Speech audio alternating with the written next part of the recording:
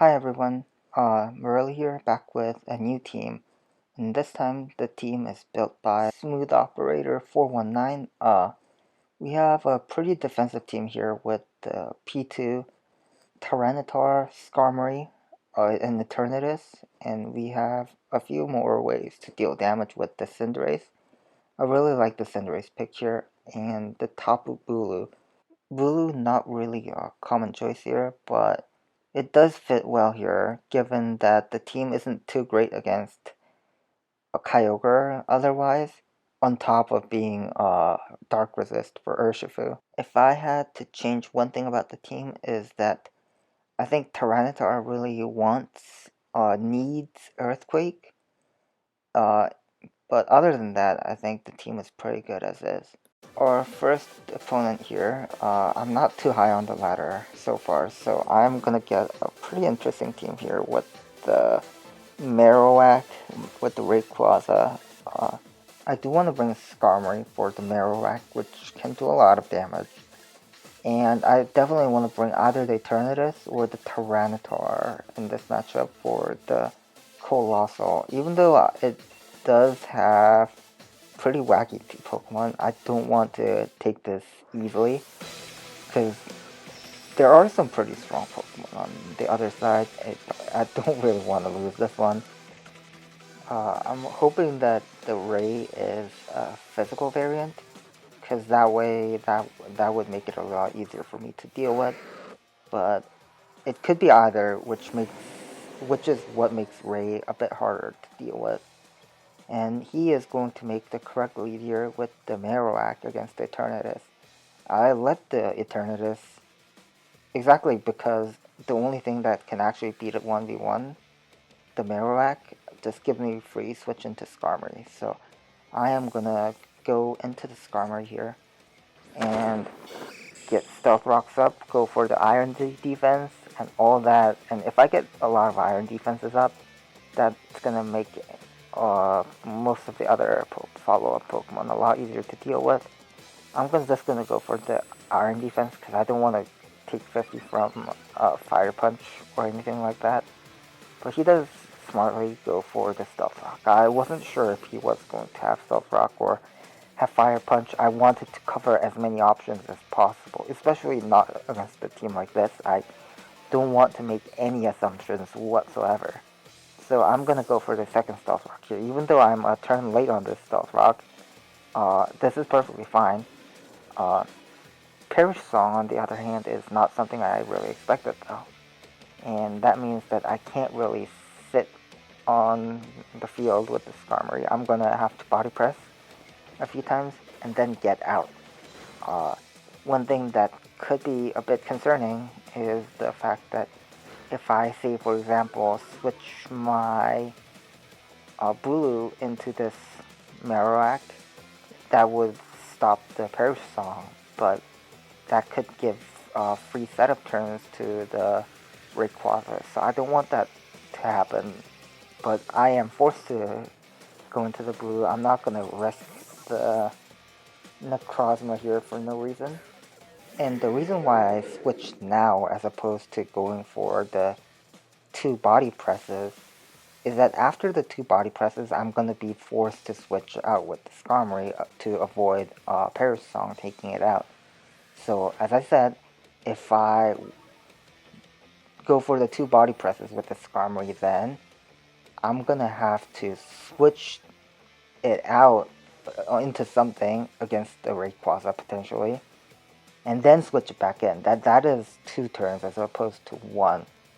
So that's why I'm just gonna go for the Nature's Madness here. I did see that I went second with the grassy terrain recovery, so I assumed that I was gonna be slower again. So that's why I just went for the Nature's Madness to cover a switch as opposed to going for the Horn Leech to KO it. But apparently it turns out that we are speed tied, and unexpectedly I do win the speed tie, and that is going to let him get the Perish Song off, which is unfortunate, but I am up against the Colossal here, which could be pretty threatening depending on what moves it has. I'm just gonna go straight out to the Eternatus. I do make this Eternatus switch almost instinctually, but in hindsight, I'm not sure if that was the best play available, because here what we could do is just sack the blue and go into the Eternatus second, and that would let me get the Cosmic Power off, which would make it easier to tank it, and then I can recover up and set up more Cosmic Powers. Now because I switched in, if I switch in on Max Flare, for example, that'd be really neat. But there is no guarantee that I'm gonna switch in on the Max Flare. If he goes for the prediction, goes for a Max Volgalith or something, or Max Quake, which is very possible. Yeah, exactly, because my 2 fire resists are Eternatus and Tyranitar, and I've revealed the Eternatus, so this is a very reasonable predict for him to go for. So I am going to be left at the end of the turn at approximately, no, at 99 HP after all the Vocalith and the healing. So there's no other option here. I'm going to have to go for the recover. And the Vocalith seemed like it was doing approximately 50-ish. But he doesn't go for the Vocalith this time. He has the Max Quake on top of it as well. And that means that he lands a super effective hit, and that is going to bring me down to 90. And Vocalith is 1/6, Leftovers and Grassy Terrain is 1/16, so that is going to do damage overall, and that brings me down to 80, as opposed to the 99 that we started the last turn off with. So that sequence lost me 19 health, and I am gonna have to lose another 19 approximately health this turn. Hoping that was a high roll, because, I mean, that could be pretty bad if my Eternatus goes down like this. But at the same time, one thing that I am hoping is that because I did keep my Bulu alive, that means that I will be able to Dynamax my Bulu. So I'll be able to stave off this Colossal for a bit, but not for long, right? So if he has the Rayquaza, as I suspected, that could be really bad. But the one thing that is a bit of a reprieve is, to me, that he might not have to Rayquaza in the back, because Rayquaza is a very easy thing to bring into the Blue, especially after the Perish song, so there's a very real possibility that he doesn't have it. And now the Vocalith damage is gonna run out pretty soon. And Earth Power, definitely a lot weaker than Max Quake. But he has Meteor Beam, which I guess I should have expected that. And that throws a wrench in my plans. And that is gonna do a lot of damage.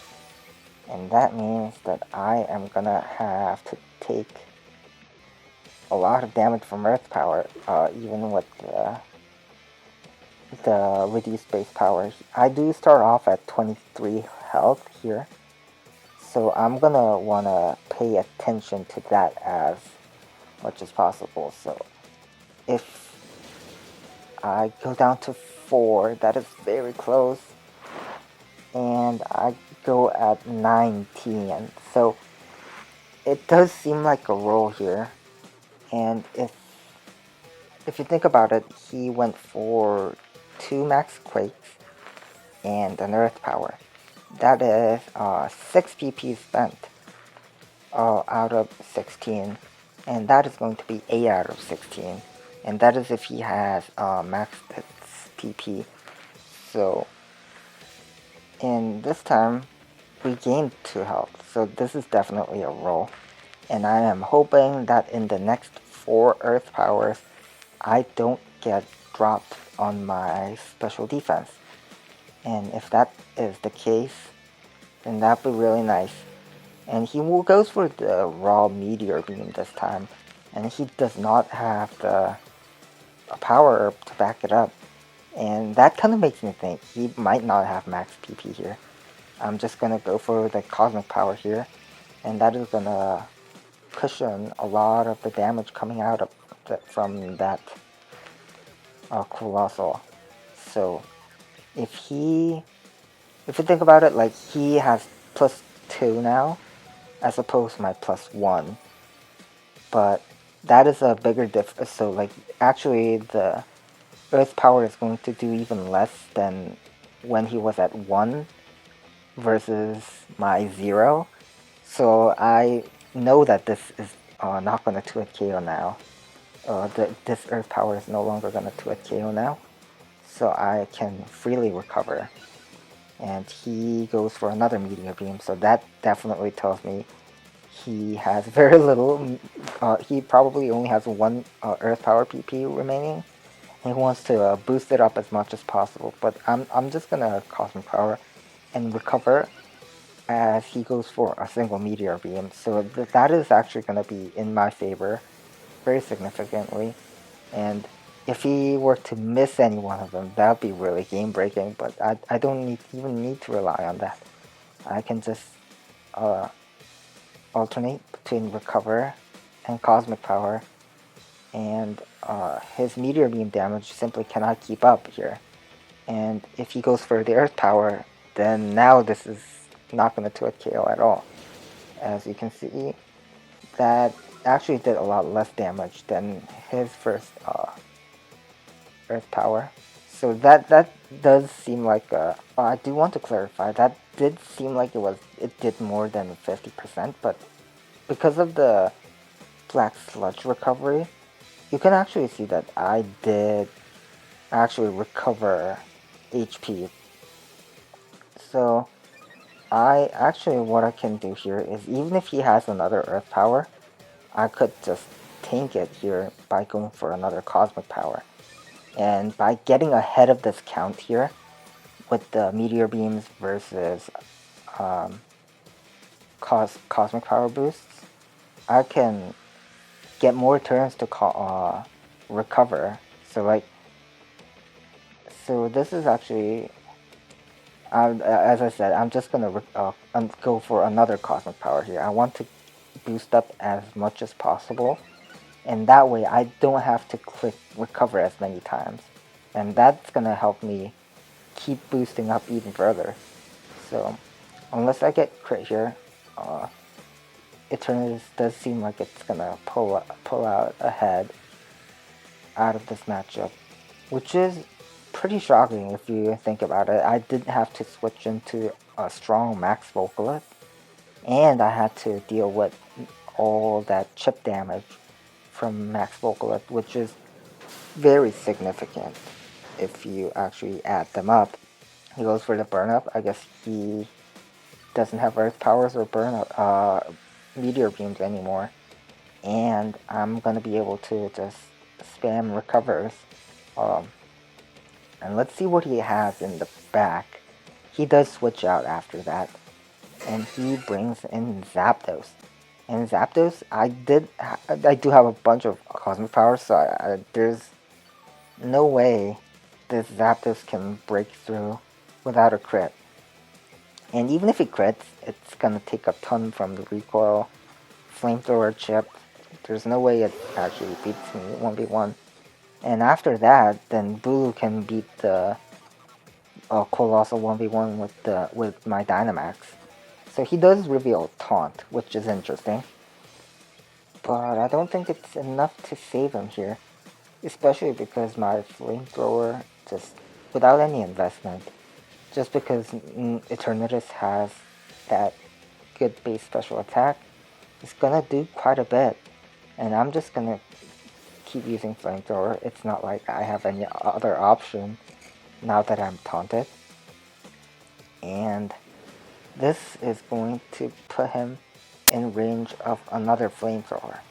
The crit didn't matter in terms of putting him in that range. And I'm gonna actually go for the Recover. So if he goes for the Brave Bird, I would recover all the way back up to full. That'd be a pretty cheeky play. But the other thing is, even if he went for the taunt, this will actually just let me stall out another turn of taunt. Because, I mean, I'm gonna be forced to flamethrower against the Colossal anyways. So, but if he did actually run out of PP, as I suspect he did, then he won't be able to take advantage of this me being locked into flamethrower. But he might forfeit here. But even if he doesn't, I can go for the toxic next turn. And he does forfeit here, as I suspected he probably ran out of PP. This is why you use PP ups, guys. And the second game, we have a lot more threatening team here. He has the Necrozma Duskmane, has the Urshifu and the Cinderace, he's got the Landorus T, got the Rotom, and the Nihilego. So here I definitely want to bring a couple of things, and I'm not really sure which is the best. I definitely want to bring the Eternatus, which is going to have a positive matchup against a lot on his team, the Cinderace, the Urshifu, and the Rotom as well. And I also want to bring the Skarmory. Skarmory is going to have a good matchup against the Landorus and the Necrozma as well. So I am checking my Tyranitar set here, as I'm not too familiar with it. And I do want to bring the Tyranitar here, because I am a bit concerned about the Nihilego matchup, and Tyranitar is going to be my best check to that. This leaves me a bit weak to Cinderace. If he were to have a Zen Headbutt, I'd probably lose, but that is the risk I am taking here in this team preview.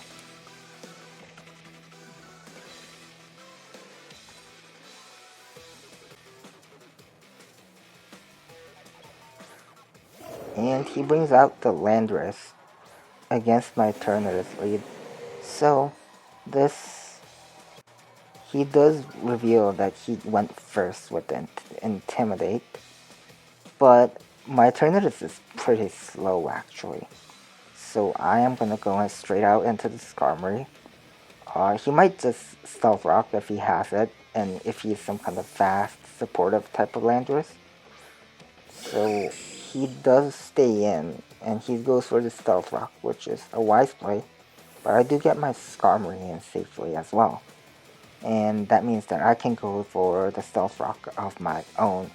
I'm not in any hurry to get up the Iron Defense here, for sure, because I mean, I don't need the Iron Defense boosts to beat the Landorus, especially after he's revealed Rocks and Rock Tomb. So usually SD Lando don't carry Stealth Rocks, so the only reason I might have went for the turn 1 Iron Defense is because I am afraid after my opponent getting up a Sword Stance. But that doesn't seem to be a possibility here anymore, especially with 3 moves revealed and none of them being Earthquake. I mean, come on, Landorus is gonna have Earthquake. So let's see what he brings in here. I did go for an Iron Defense here, right? Yeah, so now that I'm 100% sure that he doesn't have Sword Stance, but I just wanted to cover that possibility on the previous turn. So I'm going to go into my Eternatus here, and I want to not stay in with the Skarmory, even if because first of all, I'm not Rocky Helmet, which means that Wicked Blow, Banded Wicked Blow is going to do quite a bit, and I definitely want to preserve my Skarmory's health as much as possible, because that is my only thing that is going to check the opposing Landorus. Even though it's not really a very offensive Landorus set from what I can see, it's still got enough oomph with the Earthquake to beat Tyranitar and Eternatus 1v1. So I'm not gonna let that happen, and it seems that I am just gonna sit on this Urshifu with this Eternatus here. And yeah, this seems like a pretty solid win now, especially now that Eternatus is faster than the Urshifu here. I'm checking that if you EV to be faster, and I'm kind of thinking here that maybe against Bandit Urshifus, that is going to make this team a bit more consistent. Definitely a stylistic choice though, and also depends on exactly how much you see Bandit Urshifus. So right now on the ladder, you can see that the Band Urshifu single strike has 26.1% usage. So that is not a lot, but it's still significant enough that you would see a fair bit. So that's a little bit tough. So you could actually just not invest too much in speed, because that is a pretty significant investment after all. But here, it's not going to matter. I'm just going to be able to recover off, especially because it is an adamant Urshifu, so I'm benefiting from that.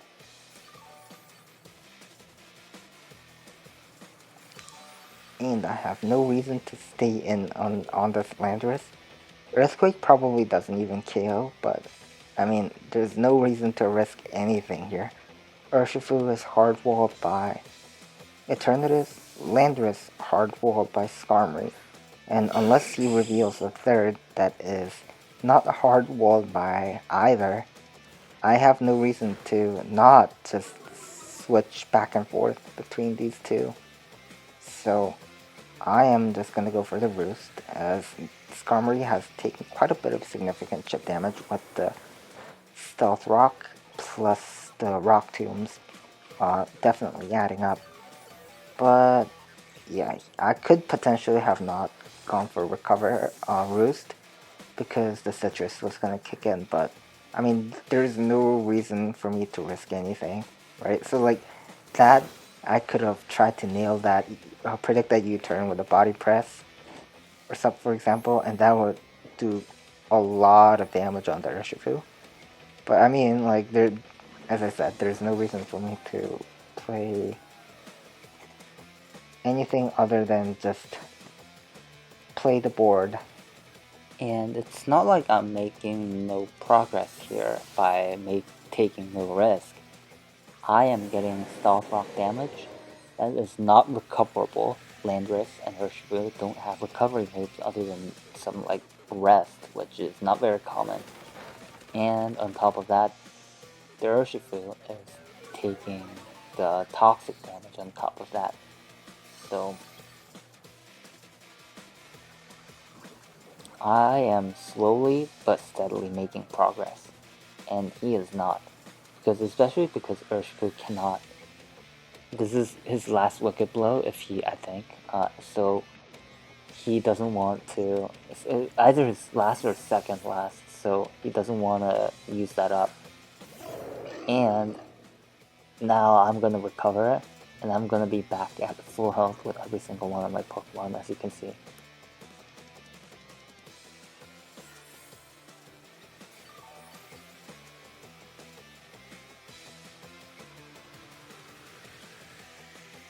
So yeah, actually, I'm actually at full health with everything, and Landorus could go for predictions. Maybe if he has something that can turn the tides of the game, this might be a great time to bring it in on a U-turn as the obvious Skarmory comes in. But he had two opportunities to make a double switch. More than two actually, because I've been very predictable with my switches into Skarmory and to Eternatus, so he's had opportunities to make that prediction either way, and he hasn't gone for either just quite yet. So he does go for the Necrozma here. Now this can be actually pretty deadly if he is a special Necrozma. I do go for the Iron Defense, as he does confirm to be DD physical. But maybe it might have been worth the time if I were to just scout out that set by going for a switch into Tyranitar. I mean, like, all the evidences pointed to him being physical, because if he were special, he would have definitely tried to bring it in at some point against the Skarmory, because, I mean, that's what I would have done.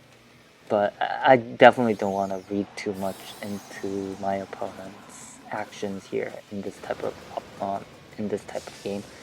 Definitely want to try to erase any possible avenues of counterplay, and that was an open avenue of counterplay if he were special. So I'm not gonna get burned for that play, but I'm just saying that probably I could have tried to play around that. And he just simply goes for the steel spikes, and that means that I can just clean up the game pretty much here with the Skarmory. It's not like Urshifu, with judging by how much damage he is doing to the Skarmory. I don't, not Skarmory, the Eternatus. I don't think that's banded, so I can just kind of actually just Iron Defense up and clean up with Skarmory if I want to.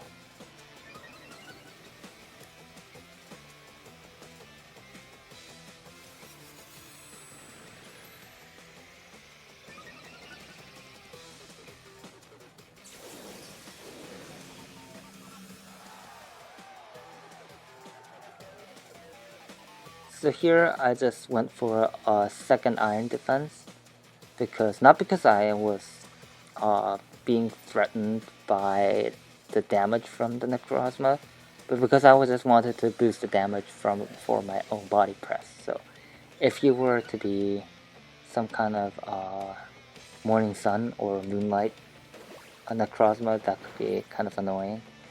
So yeah, see, with the steel spike boost, that is not doing enough. So I'm actually gonna go for another Iron Defense here, and that should push my damage a little bit further. The Necrozma gonna show us that pretty Sunsteel spike animation, but at this point, he definitely could have forfeited several turns ago. No one would have blamed him for that, and I am gonna go for the body press here, or actually gonna go for a roast, I guess. It's pretty safe as well. And he's gonna forfeit finally, and that's gonna be it. Thank you guys for watching. I'll see you next time.